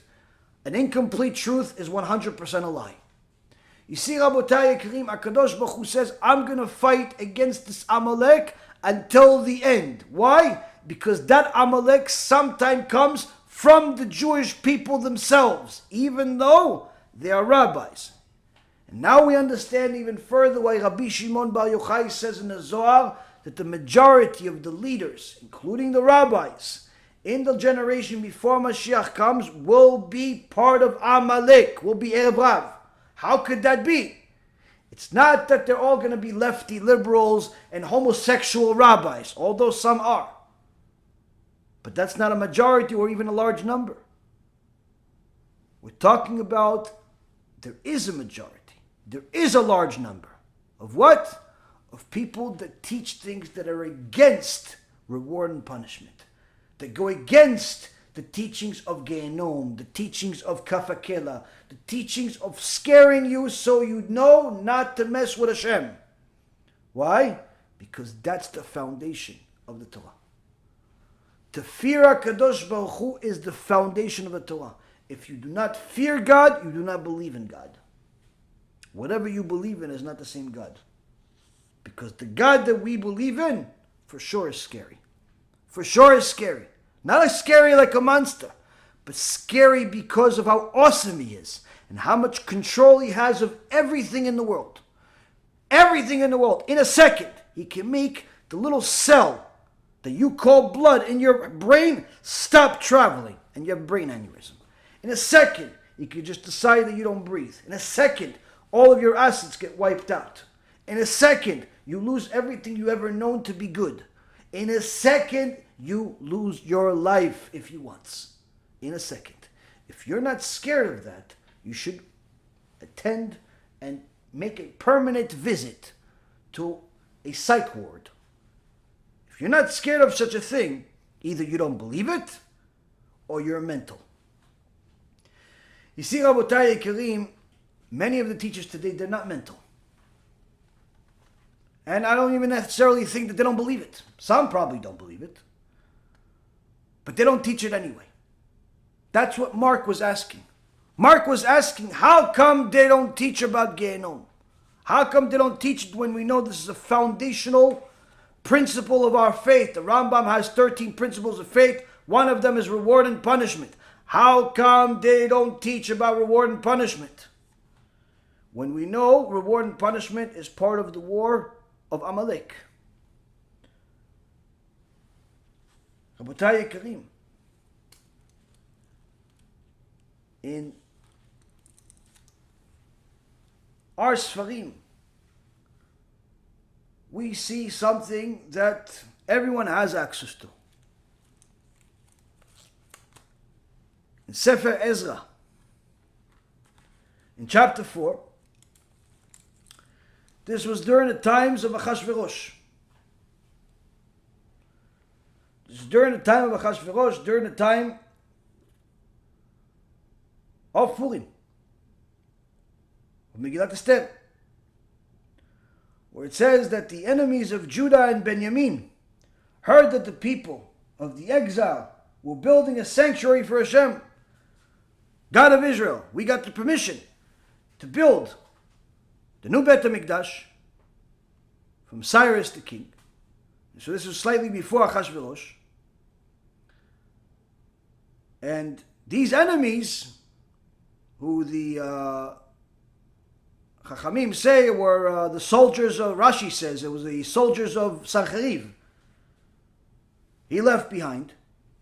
These enemies of Judah and Benjamin stayed behind, and they heard about this. So what they do, they approached Zerubbabel and the heads of the families, and they said to them, let us build with you, for like you, we will seek your God.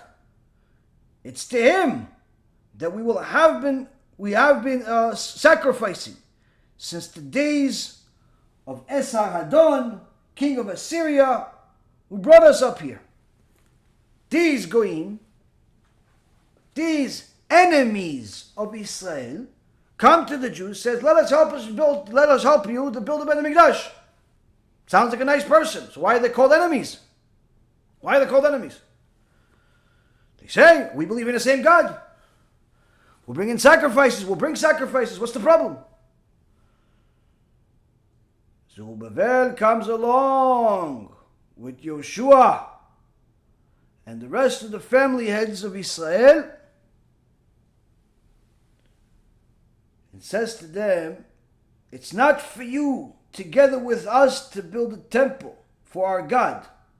Rather, we by ourselves will build it for HaShem, God of Israel, as King Cyrus, king of Persia, has commanded us. Then the people of the land weakened the hands of the people of Judah and frightened them from building.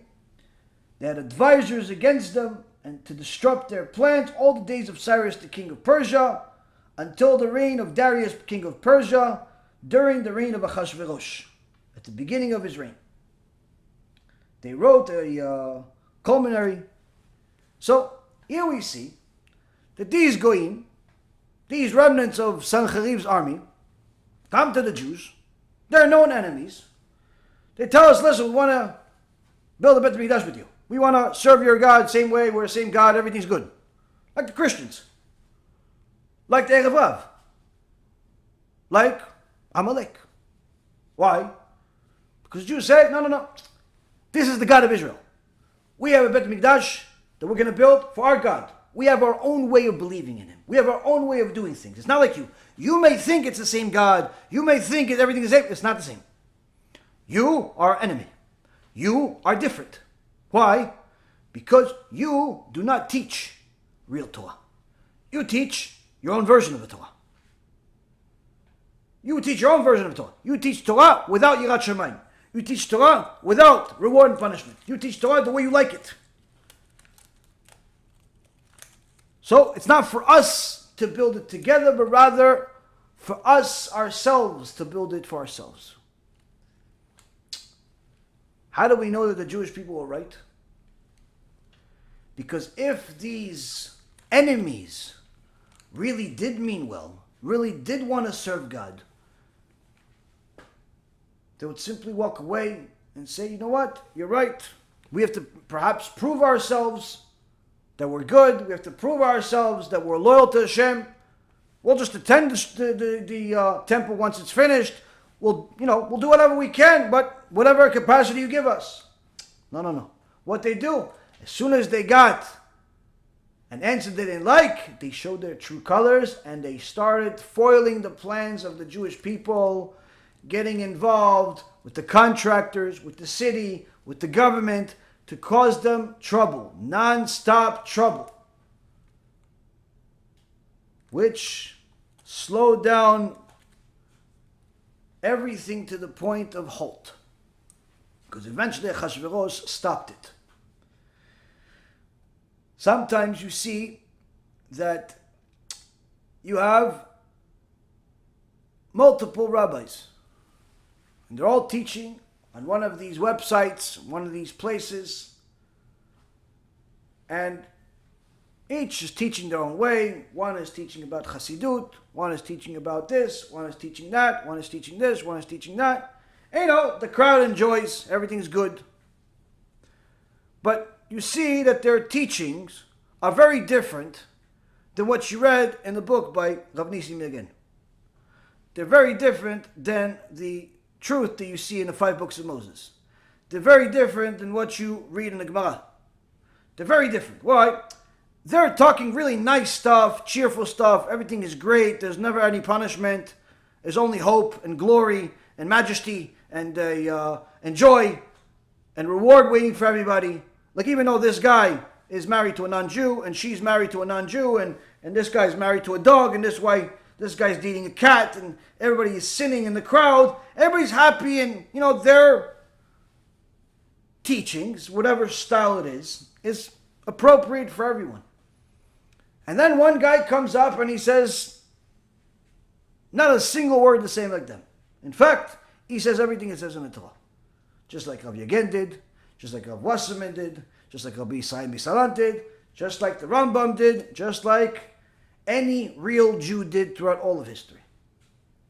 They tell you the truth as it is, and that truth scares that guy that's married to a Goya to the point where he leaves the Goya. Scares that girl that's going out with non-Jews to the point where she leaves them. Scares a few people to the point where they run away. They don't even want to attend to the shiur anymore. But nonetheless, they heard the truth at least once. Now you see, hey, you know what? While those other people entertained everyone, this guy perhaps scared half of them away, but he saved a few too. Now, if those other speakers say, Chazaku Baruch, they're on the same team. They're on the same team, they just have a different way. But if they say, nah, that's not the way to teach this generation, you shouldn't teach this way, we should build an army together, we should join forces, but you have to calm down, you have to teach people the way that they need to be taught, you have to customize it to them, they are the enemy. They are Amalek. Why? They're doing exactly what Amalek wanted to do and continues to do until this day. They are looking to cool off Yirat Shamayim to the point of destroying it altogether. You see, Rabotai Yekarim, we have an enormous amount of Torah that discusses fear of heaven, an enormous amount of Torah that discusses punishments, an enormous amount of Torah that discusses all types of things that happen. And yet, you see that there are so many teachers that refuse to teach it. One reason is because some of them are Amalek. Another reason is that some of them are simply weak for their own desires. What desires? Popularity, desire to have recognition, desire to get books sold, desire to get views on the internet, desire for money, desire to be liked, desire for donations, that type of desire. It is, according to them, not as profitable to talk about fear of the Almighty as it is to talk about some new version of emunah, new version of servitude, new version of chassidut, new version of whatever they're teaching you that does not involve Yirat Shamayim. So you see, many times Amalek comes in a form of pure evil. Other times he comes with a beard and says, listen, it's not worth it. It's not worth it to teach about Yirat Shamayim. Why? You won't make as much money. If you teach about everyone's going to heaven, automatically no one's going to hate you. No one's going to send you hate mail. No one is going to disagree with you. Why? Everyone wants to go to heaven. So if you're right, why not? No one's going to reject your opinion. Automatically, they like you more. If you tell everyone they have a special place in the world to come, more books are going to be sold. If you tell everyone that they're all righteous no matter what and God loves them, views go higher. Bottom line is, according to Amalek, it's more profitable to sell lies or half-truth, whichever one you want to call them, they're practically the same. That's why they don't say it. So how could they do it in open daylight when the sources exist? As you've seen from many books that we've mentioned in the past, whether it's the Gemara in Masechet Rosh Hashanah, page 16b, or Masechet Rosh Hashanah 17a, or Sha'ar Agmul in the Ramban 850 years ago, chapter 7, or Reshit Chochmah, Masechet Gehinnom, or Masechet Sanhedrin, Masechet Shabbat, and countless other places that talk about reward, punishment, Gehinnom, Kafakela, all these other things. How can they reject it? Well, they'd say, no, we don't teach this in Chassidut. Lie. The Baal Shem Tov talked about Gehinnom. Magid Mezrich talked about Gehinnom.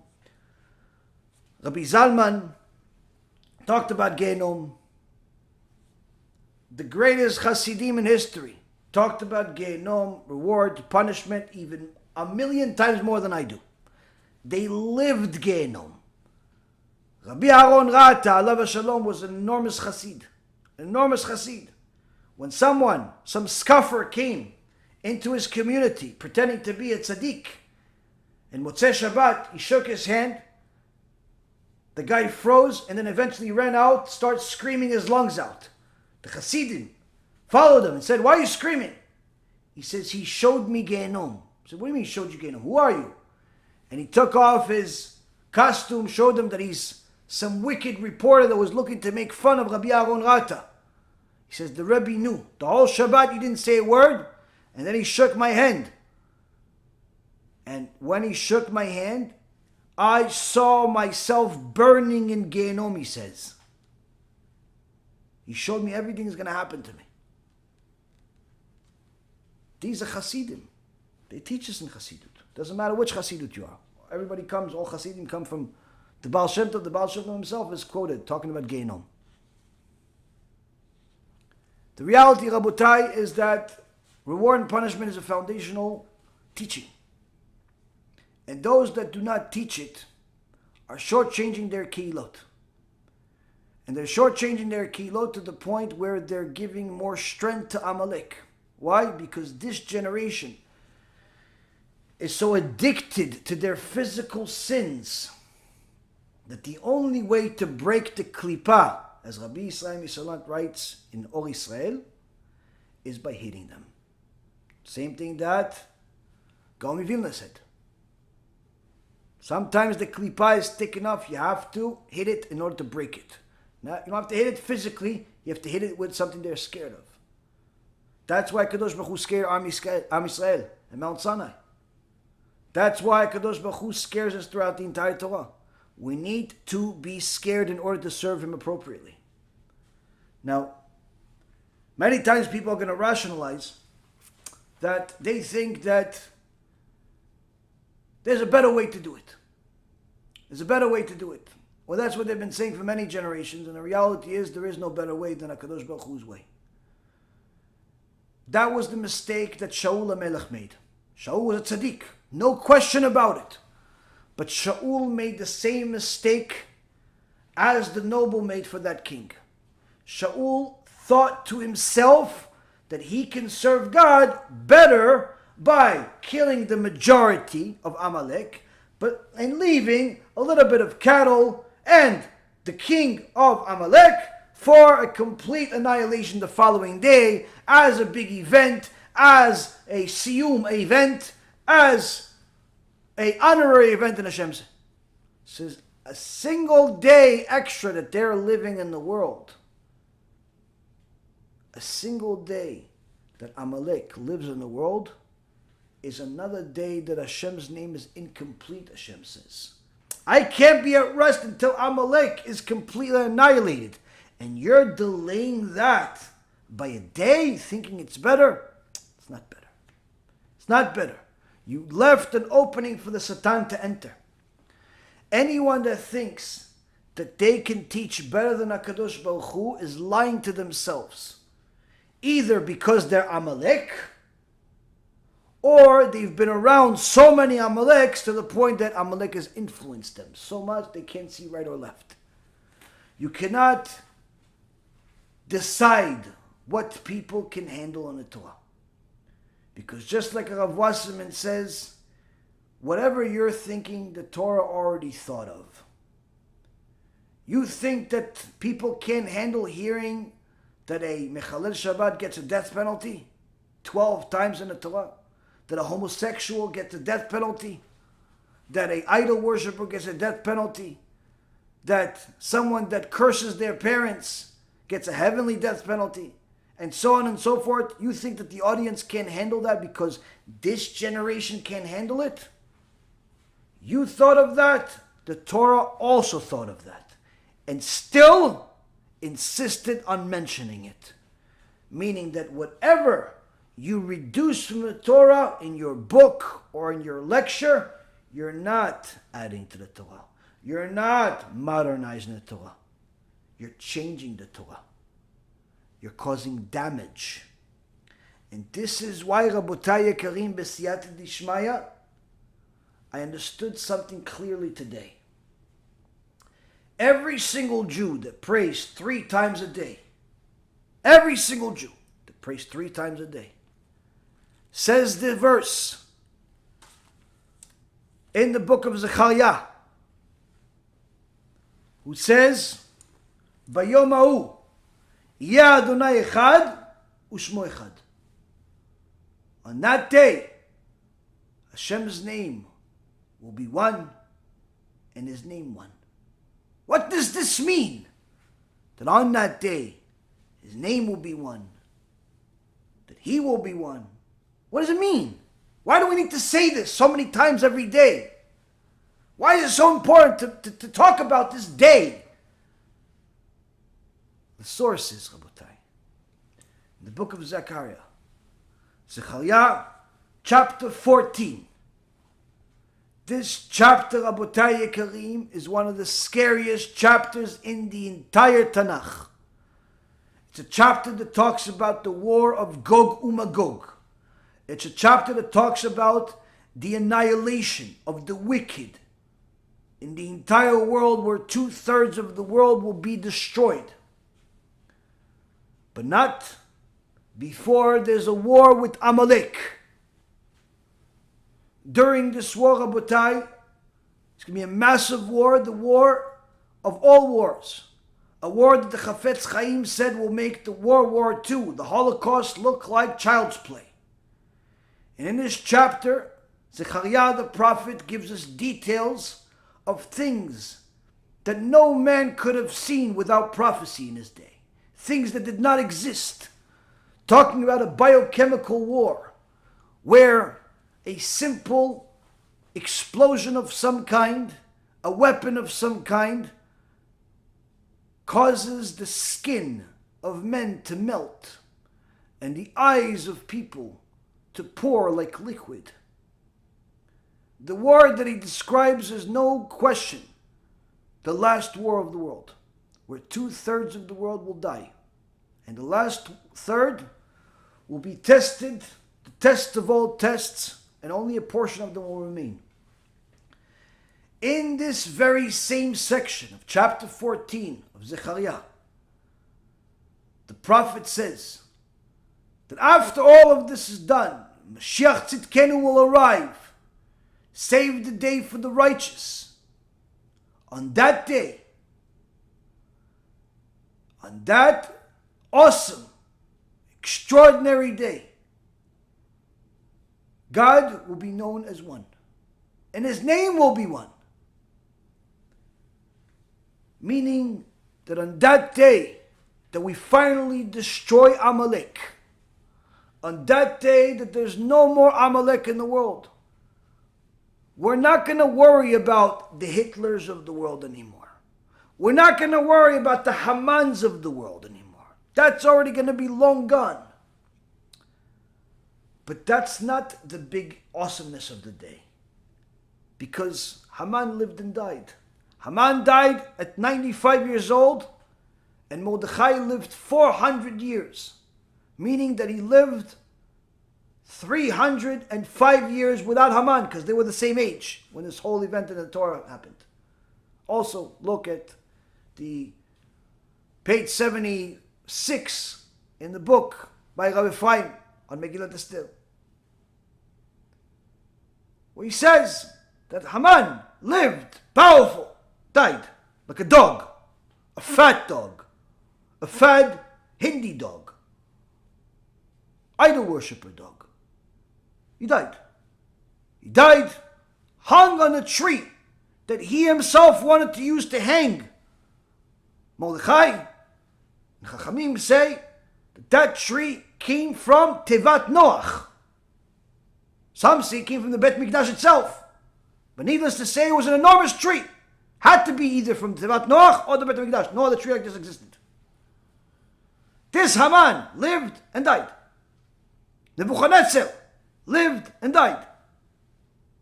Sancheriv lived, died.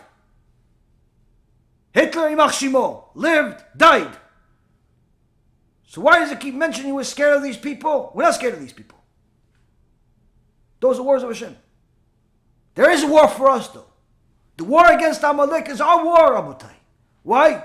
On that day, Zechariah says, HaKadosh Baruch Hu's name will be one and His name is going to be one. Meaning, on that day, no more fake teachings that defy Yirat Shamayim, that defy the teachings of the authentic Torah of fear of the Almighty. No more teachings like the Amalek wants you to teach, that say that you don't need to be scared of God. No more of that. This is why, Rabotai Yekarim, each and every Jew that prays every day has to say this verse. Bayom hahu yeh Adonai echad u'shmo echad. Because you have to remind yourself every single day that the fight against Amalek is not just on that Yom hahu. It's not just on that day. It's today. If you're going to listen to the Torah today, make sure it's authentic Torah that teaches you Yirat Shamayim. If you want to live to see that day in the future, you better be learning Torah from books that teach about Yirat Shamayim. Because if you don't, you'll be part of Amalek. You'll be part of the 2/3 that get wiped out. Because Bayom hahu, Yeh Adonai echad u'shmo echad. There's only going to be one style. Echad. One style of teachings. One style of emet. One Torah. One God. No more two styles. No more two opinions. One. Emet. Your voice, your delivery, irrelevant. As long as it's emet. If it has Yirat Shamayim in that teachings, in that book, then it's part of the emet of the Torah. If it doesn't, then it's part of Amalek's Torah. And that, Be'ezrat Hashem, will be destroyed. Chabotai Yekarim, please protect those precious neshamot of yours from Amalek's Torah. Sometime Amalek's Torah comes from people with a beard, white and long. Sometimes it comes from friendly people. Sometimes it comes with a smile. Sometimes it comes from a place you used to trust. Remember, there's only one Torah. And that Torah teaches Reshit Chokhmah Yirat Hashem. The beginning of wisdom is fear of Hashem. What is wisdom? Ramban says the Torah. The beginning of the Torah, the head of the Torah, the primary purpose of the Torah is to teach you to fear Hashem. If you fear Hashem, you can inherit the entire Torah. Be'ezrat Hashem, this brought us one step closer to fearing Hashem once and for all. Baruch Adonai Leolam, Amen ve'amen.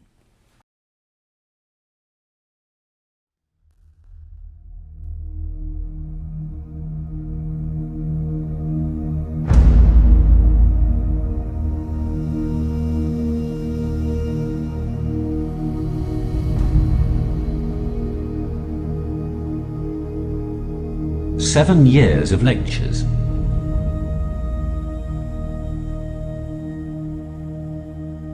Seven months of film editing.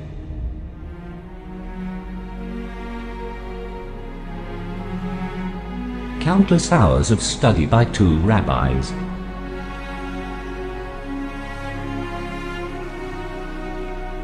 Information we received over 3,000 years ago. All for this moment.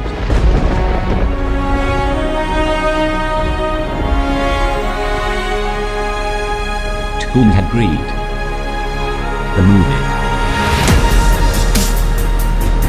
There's a small member in your body. It shouldn't take over your whole life.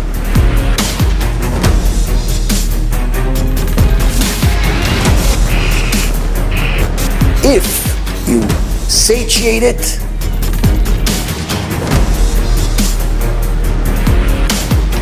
you're never going to have enough.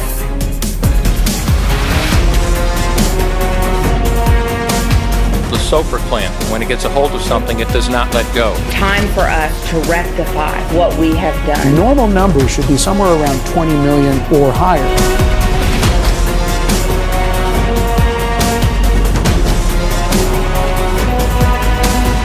You're never going to have control of it.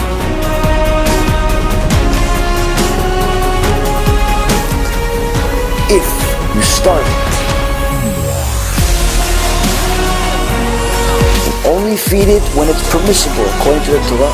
Pornography is as addictive as crack cocaine.